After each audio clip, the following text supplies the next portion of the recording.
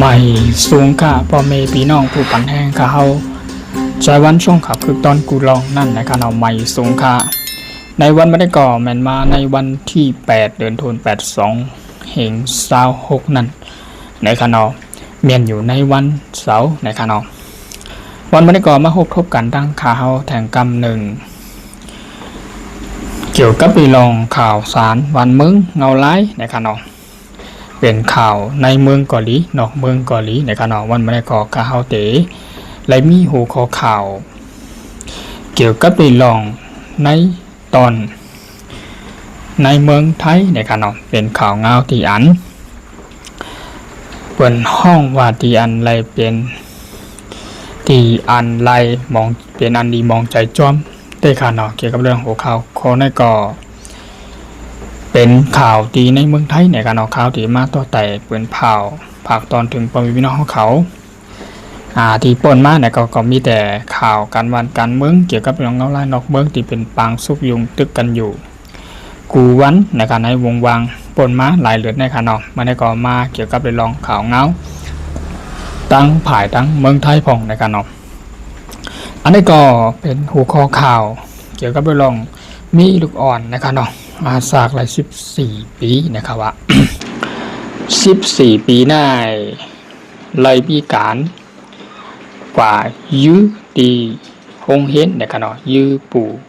ปู่แลดังนายมั่นใจที่เฮิรนตายกว่าเสียมกาขึ้นกว่าที่คงเห็นแทงนะครั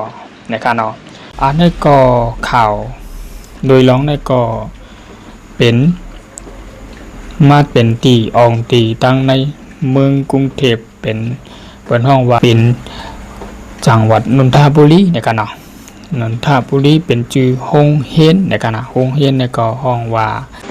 เป็นเลยลองที่โฮงเฮนในกันเนาะห้องว่าเทพศิรินนนทบุรีในกันเนาะลองเป็นปางการยื้อกันนั่นในกันเนาะที่เราอ่อนใจอาศัก14 ปีนั่นเลยยื้อปาดังคูปาดังหลวนในห้องโฮงเฮนเดียวกันในกันเนาะนั่นก็เป็นมาที่เมื่อวันที่7นะครับเนาะเดือนธันวาคม2026นะครับเนาะมาในก็มาในวันที่8เดือนธันวาคม2026นะครับเนาะข่าวจะวันส่งข่าวคือตอนกูลองแต่ละมีหัวข้อข่าวขอในเสมาเต้าไต่ปืนเผาภาคตอนถึงพ่อแม่พี่น้องเขาในกูตีกูตังกูเอิงกูแลนนะหนังเพราะแต่ละติดตามข่าวสารเกี่ยวกับเรื่องเงาไล่ในเมืองแน่นอนที่เป็นข่าวโลกอ่อนใจอาสัก14 ปีลายจ้อยกองสียื้อใส่ก็อันเป็นปู่และนายมันตีเฮือนนั่นไหลรูเซงสายใจกว่าถึงตีนะครับเนาะตายถึงตีวายเสนั้นกาก็ได้มาที่ห้องเฮียนก่อนเลยมีการมายื้อใส่ที่อันเป็นได้ก็ห้องเฮียนที่เดียวกันเห็นกาข้างในมีแต่งครูสอนนะครับครูสอนจันเด็กนั่นนะครับเนาะที่ห้องเฮียนอันมันใจไหลกะคืนเฮียนนั่นนะครับเนาะเกี่ยวกับโดยลองภายตั้งเจ้าหน้าที่ภูมิเป็นพรมันก็ห้องการผลิตเขาไหลกากดเจ็ดทัดด้วยนะครับเนาะเกิดเจ็ดทัดด้วยเห็นกาในที่ห้องเฮียนนั่นกับในไหลกับปิกเฮกลางไว้ล้อมตัวมันใจไว้เนี่ยมันใจก็เลยใจปังว่าใจกองที่ขึ้นยืดตัวเก่าแฮมตายแฮมตัวเจ้าเก่าตายกว่าในปืนตีนั่นกำเหลียวอันไหนกันเนาะอันเป็น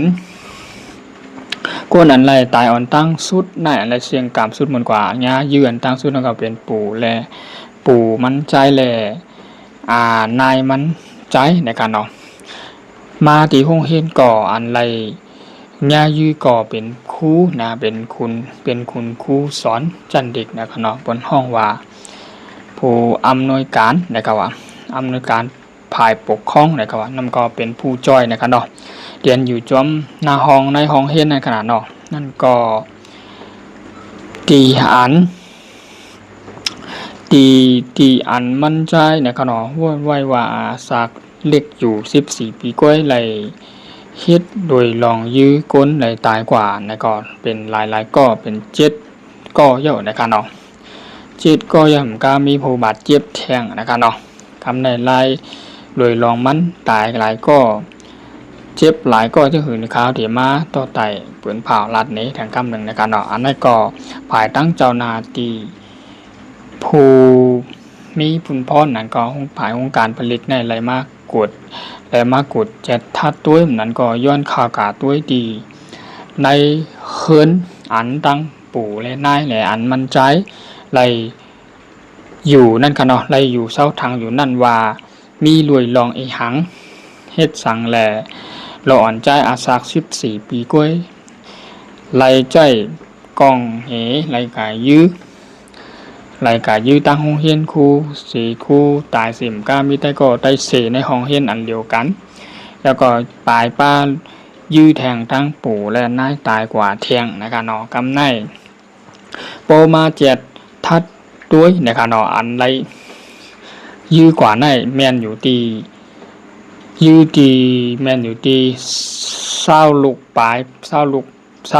นะคะเนาะลูกป้องหมากกองนะคะนะอันยี่ตีห้องเฮียนกำไรยังมีอันเรือเทียงอยู่30 กว่าลูกทั้งคณะ30 กว่าลูกนะครับเนาะ30 กว่าลูกไล่ว่าหมักกองอันไหนเลยใส่หมักกองน้ำไว้นะครับเนาะก็เฮ็ดให้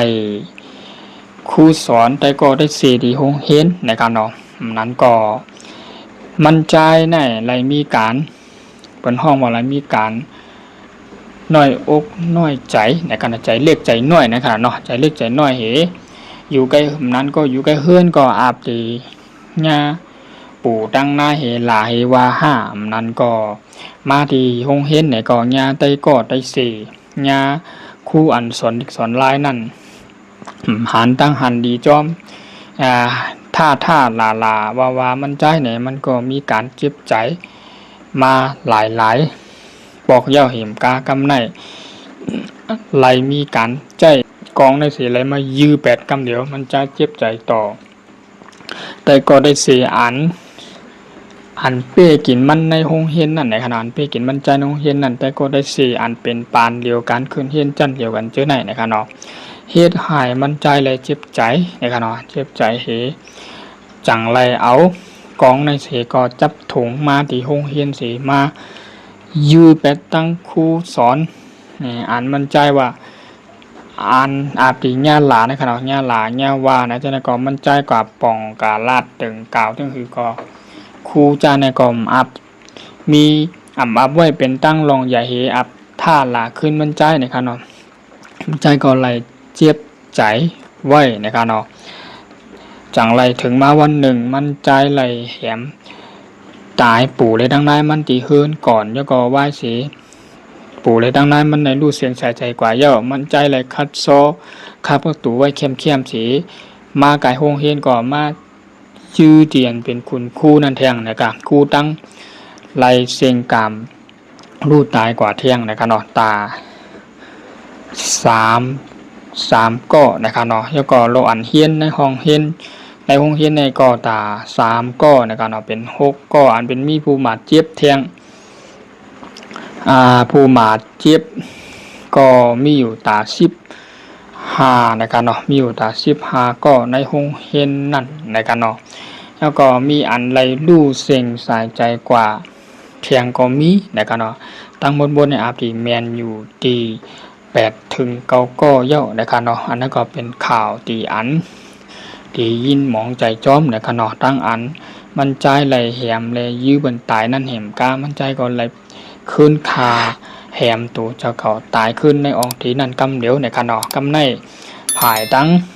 เจ้านาตีผายตั้งโหดรถห้องยาก้าห้องยาในก็ไหลมาหับตีเอาก้นอันไรเจ็บบาดอันไรรู้ตายนั่นก็แล้วกว่าที่ห้องยานะครับเนาะนั่นก็ภายตั้งเจ้าหน้าที่บนห้องว่าผลิตเขาก็ตีย้อนข้องสีเข้ากากด7 ทัดด้วยแทงกำ1ตีเฮือนตีอันมันใจเลยปู่เลยนายมันไหลอยู่เศร้าถังนั่นนะครับเนาะที่ห้องว่าจังหวัดนนทบุรีนะครับเนาะจังหวัดนนทบุรีก็มันเป็นในแผ่นดินจริงไทยในขนาดเนาะเป็นทั้งในเมืองกรุงเทพนะครับเมืองกอกนั่นนะครับเนาะกำในเพราะว่าภายทั้งผลิตผู้ประกาศ7 ทัดด้วยและกาที่เฮือนมันนั่นก็มีอยู่ในกลุ่มบิตา1 ครึ่งนะครับเนาะกลุ่มบิตานั่นก็ไล่ ว่าเป็นกุมิตาที่อันมั่นใจและใจมาแต่สีในเตมือมั่นใจและใจมาเหตุขึ้นเฮียนมานั่นนะคะเนาะในเจ็ดเข้ากับด้วยในบนห้องว่าคอมุนในอันกุมิตานั่นค่ะเนาะมีอยู่ที่มั่นใจไหลเล่นก็เป็นกำนำเป็นเกมนะคะเนาะเล่นเกมเล่นหางเป็นเกมยื้อกันเป็นเกมแหมกันพันกันตายเนี่ยใช่ไหมคะเนาะนั้นก็มันก็อ่อนตั้งมั่นใจดีไรกว่าเฮ็ดให้เลยกะยื้อขุนคู่แลปู่นายมันตายนะคะเนาะในห้องเฮียนแลตายกว่าหลายก็นั่นเลยก็มั่นใจไรมีการค้นหานั้นก็ตีค้นหานั่นตีเหมือนตั้งมีตีในเมืองอเมริกันในขณะไรมีการกลห้ายในไรกว่ายื้อกว่ายื้อล่างเป็ดนะครับนักเฮียนอะไรตายกันที่ในห้องเฮียนก็มีนั่นก็มั่นใจเลยกว่าด้วยวิดีโอโหนั่นเห็มก้าเนี่ยก็อะไรเอามาเก็บลึกผังใจไว้ในขณะเนาะเจ็บใจอัมปอซื้อสาเกี่ยวใจขนาดฝ่าที่ห้องเฮียนก็ย่าขุนคู่เหในอันสอนห้องเฮียนนั่นก็การบอกการลาดต่างเล่าถึงในก็ทอมคำแค่ดีลานั่นขนาดเนาะห้องเฮียนในก็มีอันจุดจันห้องเฮียนอันเดียวกันนั่นเหก็เลยเก้าแลเป้กินมันใจเนี่ยนะครับเนาะเดี๋ยวก็ไปลองรออ่อนใจอายุสัก14 ปีในคณะสักตึกไร14 ปีค่อยคณะกำในภายดังเจ้านาตีปริเขาก็เลยเจ็ดด้วยลองว่ากองในซื้อมากันไหลดีกว่าดีมากนั้นมีการหือไรมีการลงนำปานไว้อยู่5นะครับเนาะเจ็ดด้วยให้หมันเมนนั่นขนาดเนาะกำในเกี่ยวกับเดโลอ่อนอันว่าได้อายุสัก13-14กุ้ยเนี่ยแห้งทำไรใจกองกลางในขณะนอใครฮู้ว่าดีกว่าดีมามันเนี่ยภายทางผลิตผู้เจ้ามีบุญพรเขาก็ไล่แจกกดทัดด้วยแทงกำหนึ่งว่ามันเป็นจริงไหนในขณะกำในโพลาดเลยลองลูกอ่อนในขณะอันมีลูกมีร่างอันเป็นโลอ่อนใจกระยาหล่อนยิ่งกระเย่าในขณะอันลินพงลินพงมือถือเกียมหนาละในขณะนั่นก็เรียนเกี่ยวกับไปลองเป็นเกมยื้อกันแหมกันตายพันกันตายเนี่ยก็ มันจังไรเป็นพรจ้าหลวงมันตอนตาโลอ่อนนะกูก็นะในกับปั่นใหม่มาเร็วในขณะโซเชียลมีเดียมันแห้งมันก็ใจพงจับมือถือแห้งหนาในนั้นก็เล่นเกมเล่นหังเกมยื้อเกมพันเกมแหมเกมอันดีเฮ็ดให้ต่างก็ในขณะไรเสียงลูกหายใส่ใจกว่านั่นเฮ็ดให้ลูกอ่อนกับปานมาเลี้ยวในขณะเฮ็ดอะไรมาเก็บมาใจเหตุก่อพังกันในออกในเลือดในขณะเนาะกำในเอามาใจด้วยในอันเต้มันเนี่ยก็มันติเฮ็ดให้เป็นจังไหนค่ะร้อนในขณะตอนตาผมมีพี่น้องก็ไหลลูกไผมีลูกมีหลานว่าคนใจคนยิงในขณะกำนำเป็นคนใจค่ะเนาะก็ตุ้ยถึงโดยลองปั่นตุ้ยพงหนาลาก่อมหลีปั่นตุ้ยก่อมหลีนะคะเนาะเรื่องพงเรื่องมือถือเนี่ยมันเป็นลองใหญ่ค่ะเนาะบางก็หลอนบางก็เขาได้ด้วยหาโดยลองกาต้นอันนั้นอันไหนตั้งเจาะตั้งมนบางก็เนี่ยบางหลอนบางก็ทำดีตุ้ยเขากว่าจะทำดีหลุดเกมมามันก็เอาเกมมาที่ตั้งไว้ในมือถือเรียนฮิตจอมยิงจอมนะครับเนาะมันก็เลยเป็นเพมนั้นก็โปเข้มเรียบตอนตาโลอ่อนอันจับพงจับมือถือนั่นนะครับนะเขาก็เป็นโปรเมแล้วก็เขาก็โหลหมอตุ้ยหมอสั่งสอนนั่นขนาดเนาะเกี่ยวกับเลยลองพงลองหางในมันหล่ำลองคานได้กับบานบริเวณในขนาดอันนั้นก็อะไรว่าเป็นข่าวเงาอันไรมองใจจอมนะครับเนาะยินดีมองใจจอมได้ค่ะอันไรลูกเล็กเสียงหักอาสากใส่ใจกว่าในตีอันยาหล่อนใจสัก14 ปีเลยยื้อใส่ในมันใจก็แลมขึ้นในยืดตัวยามตัวมันคาตัวมันตายปลาในอองตีนั่นกำเหลวในขณะนี่ก็เป็นข่าวเงาในตอนในวันเมืองไทยในขณะเขาก็เลยมาตัวไต่ปืนเผาปองแรงแจ้งถึงปอมพี่น้อง FC ของเขากูเจ้ากูตนกูป้าหนังโบเตไล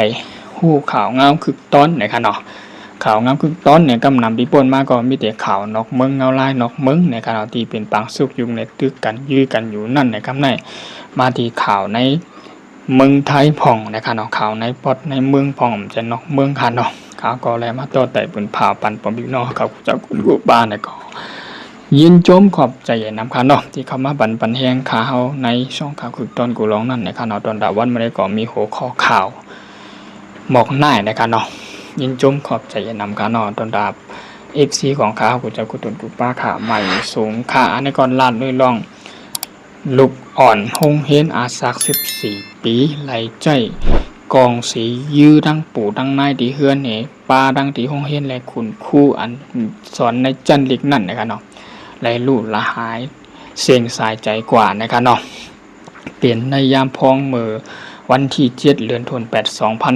2026นั่นนะคะเนาะขณะก็เข้ามาในวันที่8เดือนธันวาคม2026เหมือนกันแม่นอยู่ในวันเสาร์นะคะเนาะ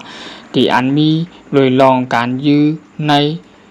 โฮงเฮนที่ว่าในเนาะนั่นก็มื้อวันที่7นะคะเนาะเป็นแม่นในวันศุกร์นะคะเนาะหัวข้อข่าวในก็ข่าวไหลอ้างอิงมาที่ข่าวที่อมรินทร์นะคะเนาะอมรินทร์ทีวีนะคะเนาะก็เป็นข่าวเงาที่อันตกใจแลมองใจจอมกันกูตีกูตั้งนะคะเนาะมันเป็นข่าวเงาที่อำทางแลที่เป็นจึงนั้นนะคะเนาะยินดีมองใจจอมเตะขานะเลยลองหัวข้อข่าวนะคะเนาะไม่สูงค่ะยินชมขอบใจนำค่ะเพราะมีพี่น้องเขาปันแห้งกูจะกูตุนกูป้าค่ะเนาะไม่สูงค่ะ